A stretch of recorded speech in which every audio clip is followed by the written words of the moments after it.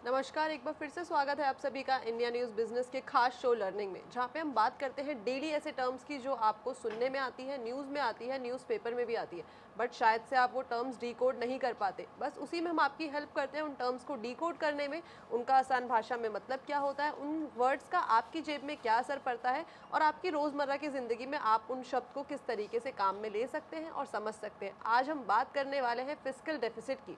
Fiscal deficit क्या होता है? बहुत ही टेक्निकल टर्म लगती है सुनने में कि फिस्कल डेफिसिट क्या होता है, लेकिन आज हम उसे डिकोड करेंगे। गौरव जी उसमें हमारी हेल्प करेंगे कि फिस्कल डेफिसिट क्या होता है। लेकिन अभी फिलहाल थोड़ी सी नज़र डालते हैं न्यूज़ के ऊपर।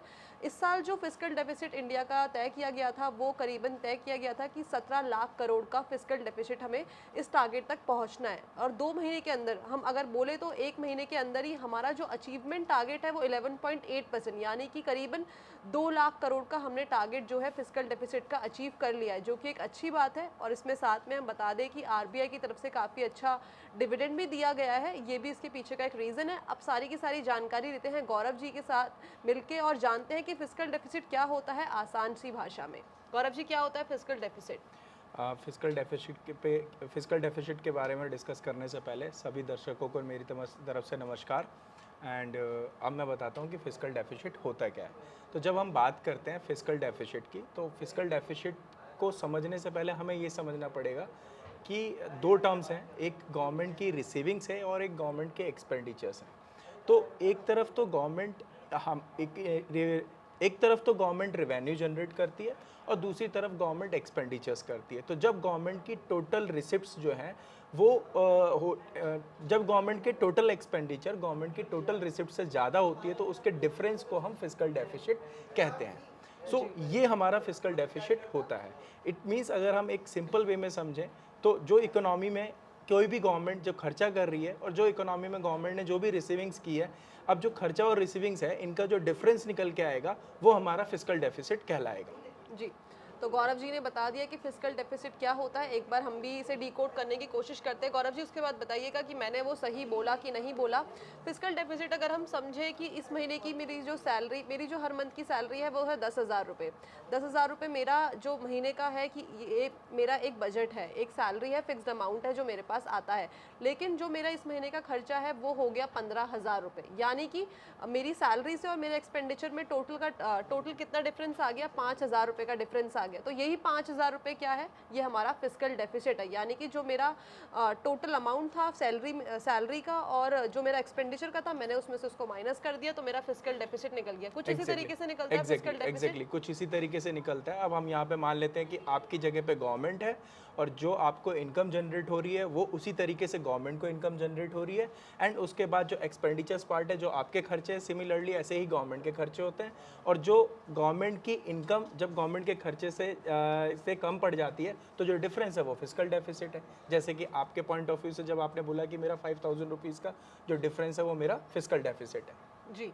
तो हमने समझ लिया कि फिस्कल डेफिसिट होता क्या है। अब मैं जानना चाहूँगी कि इसके फ़ायदे और नुकसान क्या होते हैं? अगर मेरा फिस्कल डेफिसिट या मेरे देश का फिस्कल डेफिसिट जो है वो अगर बढ़ता है, तो उससे हमारे को क्या असर पड़ता है? ठीक है, इसको भी हम समझते हैं कि हमारा जो फिजिकल डेफिसिट है, अब फिजिकल डेफिसिट बेसिकली अगर मैं समझूँ, तो आपने जब अपना एग्जांपल लिया था, तो उस एग्जांपल में जो आपने 5,000 रुपीज़ जो एक्सेस एक्सपेंडिचर हो गए आपके, वो कहीं ना कहीं से आपने बोरो ही किए होंगे। इधर maybe in the form of using credit card, और sometime you ask your friend to give you borrow money. या इसको एक ऐसे समझ लेते हैं कि आपने जो पैसों जरूरत शॉर्टेज पड़ गई, उस शॉर्टेज फंड को यूटिलाइज करने के लिए आपने कहीं से भी मदद ली है। सिमिलरली यहाँ पे फिजिकल डेफिसिट में भी होता है। और बोरोइंग कहीं पर भी हम समझ सकते हैं कि उधार लेना सूटेबल नहीं होता है या उधार सूटेबल नहीं रहता है। ठीक है, बट यहाँ पे हमें ये समझना है कि जो गवर्नमेंट का जो फिजिकल डेफिसिट का अमाउंट गवर्नमेंट के पास आया है, उसको गवर्नमेंट यूज़ कहाँ पे कर रही है। फॉर एग्जांपल, अगर मैंने किसी से कुछ बोरो किया है और वो जो बोरो किया है वो मैंने इन्वेस्टमेंट पर्पस के लिए किया है। लेट सपोज मैंने 2 लाख रुपीज़ बोरो किए हैं और वो 2 लाख रुपीज़ से मैंने कुछ भी इन्वेस्ट करा, एक छोटी सी शॉप में इन्वेस्ट करा, अब वो शॉप मेरे को रेवेन्यू जनरेट करके देगी, इनकम जनरेट करके देगी। सिमिलरली गवर्नमेंट के पॉइंट ऑफ व्यू से अगर हम बात करें तो गवर्नमेंट अगर जो फिजिकल डेफिसिट के अगेंस्ट जो बोरोइंग्स हुई है गवर्नमेंट की, या फिजिकल डेफिसिट जो आया है उसमें जो डेफिसिट वाला अमाउंट है वो कहाँ पे गवर्नमेंट ने इन्वेस्ट किया या कहाँ पे गवर्नमेंट ने लगाया। अगर वो ऐसी जगह पे लगाया गया जहाँ पे इन्वेस्ट हुआ है और इन्वेस्ट होने के बाद production of goods and services start हो सकता है या इंफ्रास्ट्रक्चर डेवलपमेंट की तरफ जा सकता है, तो ये पॉजिटिव है। लेकिन अब इसको दूसरी साइड समझते हैं, जो जैसे मैंने बताया कि 2 लाख रुपीज़ मैंने लिए और वो दुकान स्टार्ट करने के लिए लिए। अभी मैंने वो 2 लाख रुपए दुकान स्टार्ट ना करने की जगह मैंने खुद के पर्सनल एक्सपेंडिचर्स को यूटिलाइज करने के लिए किया, तो ये फिर नेगेटिव है। सिमिलरली अगर गवर्नमेंट ने वो जो बोरोइंग्स या गई है गवर्नमेंट की, या नेगेटिव जो फिजिकल डेफिसिट की सिचुएशन आई है, वो जो फिजिकल डेफिसिट का अमाउंट है गवर्नमेंट ने क्या किया, वेलफेयर में, मतलब पब्लिक वेलफेयर में खर्च करा, या गवर्नमेंट ने पेंशन जैसी चीज़ों में खर्च कर दिया, तो वहाँ से कुछ भी प्रोडक्टिव जनरेट नहीं होगा, तो वो फिर नेगेटिव हो जाएगा। जी, तो हमने समझ लिया कि इसके फ़ायदे और नुकसान क्या होते हैं फिजिकल डेफिसिट ज़्यादा होने के। अब इसमें मैं एक चीज़ और ऐड ऑन करना चाहूँगी, फिजिकल डेफिसिट के बेसिस पर हमारी जो देश की ना रैंकिंग भी होती है अलग अलग देशों में, कि जिसका जितना ज़्यादा फिजिकल डेफिसिट होता है वो कंट्री उतनी ज़्यादा नीचे आती रहती है। लेट अस से अगर हम अभी रिसेंट एग्जाम्पल लें कि हम देख ही रहे हैं कि पाकिस्तान का जो फिजिकल डेफिसिट है वो काफ़ी ज़्यादा बढ़ता जा रहा है, इसलिए अब उन्हें कोई भी अदर कंट्री उन्हें कोई भी पैसा नहीं दे रही है, मतलब उनको एक तरीके से कर्जा और नहीं मिल रहा है, जिसकी वजह से जो कंट्री है उसका फिजिकल डेफिसिट बढ़ता जा रहा है। मेन प्राइमरी रीज़न कर्जा और ना मिलने का, बोरिंग्स और ना मिलने का वो फिजिकल डेफिसिट है, कि उनके पास ऑलरेडी इतना कर्जा है कि उनको कोई कंट्री अभी हाल फिलहाल में पैसे देने को तैयार नहीं है। इसके साथ ही जो पाकिस्तान की रैंकिंग है इकोनॉमी में वो भी कहीं ना कहीं बहुत ही ज़्यादा नीचे जाती जा रही है। तो ये सारा का सारा अगर हम देखें, ये पूरा का पूरा एक तरीके से राउंड ऑफ होता है जो कहीं ना कहीं हमारे कर्जे के ऊपर आता ही आता है। इसके बाद हम जानना चाहेंगे कुछ और भी हम टर्म्स पढ़ते हैं, जैसे कि गवर्नमेंट रिसिप्ट। ये गवर्नमेंट रिसिप्ट क्या होता है? ठीक है, इसको भी हम डिस्कस करते हैं कंचन जी। जैसे जब हमने फिजिकल डेफिसिट की बात करी तो हमने इसमें 2 पार्ट वैसे ही लिए, एक गवर्नमेंट एक्सपेंडिचर और एक गवर्नमेंट रिसिप्ट्स की बात करते हैं। तो हमें यहाँ पे ये समझना है, जैसे आपने जब बोला कि मेरी सैलरी 10,000 है, तो आपका वो सोर्स ऑफ इनकम है जो सैलरी है, ऐसे ही गवर्नमेंट के पास भी सोर्स ऑफ रेवेन्यू होगा, यानी कि सोर्स ऑफ रिसिप्ट्स होंगी। वो जो सोर्स ऑफ रिसिप्ट्स है गवर्नमेंट की, वो 2 पार्ट में हम डिवाइड करते हैं, एक रेवेन्यू रिसिप्ट्स होती है और एक कैपिटल रिसिप्ट्स होती है। अगेन रेवेन्यू रिसिप्ट्स फिर से 2 पार्ट में डिवाइड हो जाती है, जिसमें गवर्नमेंट के रेवेन्यू रिसिप्ट्स में गवर्नमेंट की एक टैक्स रेवेन्यू आती है और दूसरी नॉन टैक्स रेवेन्यू आती है। जो टैक्स रेवेन्यू है उसमें हम इंक्लूड करते हैं डायरेक्ट टैक्स और इनडायरेक्ट टैक्स। डायरेक्ट टैक्स में जैसे हम बात करते हैं इनकम टैक्स जो हम गवर्नमेंट को पे करते हैं, ठीक है, तो ये हमारा डायरेक्ट टैक्स का एग्जांपल हो गया। इनडायरेक्ट टैक्स जब हम किसी भी गुड्स एंड सर्विसेज का कंजप्शन करते हैं तो उनके कंजप्शन करने में हमें जीएसटी भी हम पे करते हैं। हमने कई बार बिल भी लिए होंगे, उसमें जीएसटी होता है और वो जीएसटी अमाउंट हमारी पॉकेट से जाता है, तो वो भी जो अमाउंट है वो गवर्नमेंट के लिए सोर्स ऑफ रेवेन्यू है। वहीं अगर हम नॉन टैक्स रेवेन्यू की बात करते हैं तो जैसे गवर्नमेंट लाइसेंस फीस लेती है, ठीक है, हम बहुत बड़े एग्जांपल नहीं लेंगे, हम छोटा सा, जब हम ड्राइविंग लाइसेंस के लिए अप्लाई करते हैं तो उसकी भी हमें फ़ीस पे करनी पड़ती है। तो लाइसेंस फ़ीस गवर्नमेंट के लिए एक तरीके से क्या है, सोर्स ऑफ इनकम है, ठीक है। दूसरा, आप जब ट्रैवल करते हैं या आप अपने पर्सनल व्हीकल से ट्रैवल करते हैं, इन केस अगर आपसे गलती से ट्रैफिक रूल्स का नहीं फॉलो हो पाते तो आपको चालान पे करना पड़ता है, यानी कि आप पे फाइन और पेनल्टीज़ लगती हैं, ये भी गवर्नमेंट के लिए एक सोर्स ऑफ रेवेन्यू है। इसके अलावा गवर्नमेंट ने कई जगह पे अपना इन्वेस्टमेंट कर रखा होता है। अब वो इन्वेस्टमेंट या तो गवर्नमेंट ने दूसरे लोगों को उधार दिया होता है, यानी कि मार्केट में उधार दिया होता है, या गवर्नमेंट ने कहीं पे इन्वेस्ट किया होता है, तो वहाँ से गवर्नमेंट को इंटरेस्ट या फिर हम ये कह सकते हैं कि प्रॉफिट की फॉर्म में इनकम जनरेट होती है। और इसके अलावा गवर्नमेंट को जो रेवेन्यू जनरेट हो सकता है वो गिफ्ट एंड ग्रांट से भी जनरेट हो सकता है। जैसे हम डोनेशन करते हैं, कई बार ऐसा होता है कि जब देश में प्राकृतिक आपदा आ जाती है या ऐसी सिचुएशन हो जाती है, जैसे कोविड के टाइम पे हम लोगों ने पीएम केयर फंड्स में लोगों ने कंट्रीब्यूशन किया था, तो वो भी गवर्नमेंट के लिए एक तरीके से रिसिप्ट्स है। दूसरी तरफ जब हम बात करते हैं गवर्नमेंट की कैपिटल रिसिप्ट्स की बात करते हैं, तो कैपिटल रिसिप्ट्स बेसिकली ये गवर्नमेंट की वो रिसिप्ट्स होती हैं जिनमें या तो गवर्नमेंट की असेट्स कम हो जाती हैं या फिर गवर्नमेंट की लायबिलिटी बढ़ती है। बहुत सिंपल वे में समझें तो गवर्नमेंट की जो भी प्रॉपर्टीज़ है या गवर्नमेंट की जो फैक्ट्रीज़ हैं, ये जब गवर्नमेंट सेल करेगी तो इससे गवर्नमेंट की असेट्स कम होगी और गवर्नमेंट के पास रिसिप्ट्स आएंगी।